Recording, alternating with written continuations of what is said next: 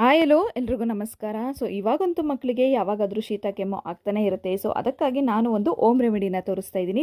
ಏನು ಅಂದರೆ ಇಲ್ಲಿ ನಾನು ಒಂದು ಸ್ಪೂನ್ ಅಷ್ಟು ಸ್ವಲ್ಪ ತುಪ್ಪನ ತೊಗೊಂಡಿದ್ದೀನಿ. ಅದನ್ನು ಈ ರೀತಿ ಸೌಟಲ್ಲಿ ಹಾಕ್ಕೊಂಡು ಸ್ವಲ್ಪ ಹೊತ್ತು ಕಾಯಿಸಬೇಕು. ಸ್ವಲ್ಪ ಅದು ಕಾಯಿಸಿದ ನಂತರ ನಾನು ಇಲ್ಲಿ 3 ಲವಂಗನ ತೊಗೊಂಡಿದ್ದೀನಿ. ಈ 3 ಲವಂಗನೂ ಕೂಡ ಅದಕ್ಕೆ ಹಾಕಬೇಕು.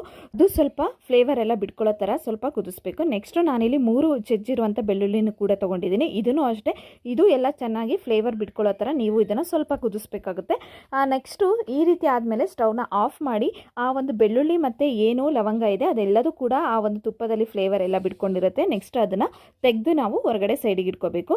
ಈ ಒಂದು ತುಪ್ಪ ಏನು ಸ್ವಲ್ಪ ಬಿಸಿ ಇರುವಾಗಲೇ ನಾವು ಪಾಪುಗೆ ಇದನ್ನು ಹಚ್ಚಬೇಕಾಗುತ್ತೆ. ಯಾವ ರೀತಿ ಅಂದರೆ ಸ್ವಲ್ಪ ಬೆಚ್ಚಗಿರುವಾಗಲೇ ನೀವು ಇದನ್ನು ಮಕ್ಕಳಿಗೆ ಹಚ್ಚಿದ್ರೆ ತುಂಬ ಒಳ್ಳೆಯದು.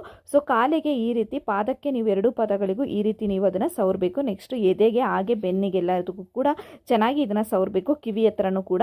ನಮ್ಮ ಪಾಪು ಇದನ್ನು ಮಾಡಬೇಕಾದ್ರೆ ಎದ್ದಿದ್ದ, ಅವನು ಸರಿಯಾಗಿ ಮಾಡಿಸ್ಕೊಳ್ಳಿಲ್ಲ. ಬೆಟರ್ ನೀವು ಪಾಪು ಮಲಗಿದ್ದಾಗ ಈ ರೀತಿ ಎಲ್ಲ ನೀವು ಮಸಾಜ್ ಮಾಡಿ ಅವನ್ನ ಚೆನ್ನಾಗಿ ನೀವು ಬೆಚ್ಚಗೆ ಮಲಗಿಸಿದ್ರೆ ಸ್ವಲ್ಪ ನಿಮಗೆ ಕೆಮ್ಮು ಅಥವಾ ಶೀತದಿಂದ ರಿಲೀಫ್ ಆಗುತ್ತೆ ಅಂತಲೇ ಹೇಳ್ಬೋದು. ಈ ಒಂದು ಹೋಮ್ ರೆಮಿಡಿನ ನೀವು 6 ಮಂತ್ ಪ್ಲಸ್ ಬೇಬೀಸ್ ಎಲ್ಲ ಮಕ್ಕಳಿಗೂ ಕೂಡ ನೀವು ಹಚ್ಬೋದು. ನೀವು ಕೂಡ ಟ್ರೈ ಮಾಡಿ.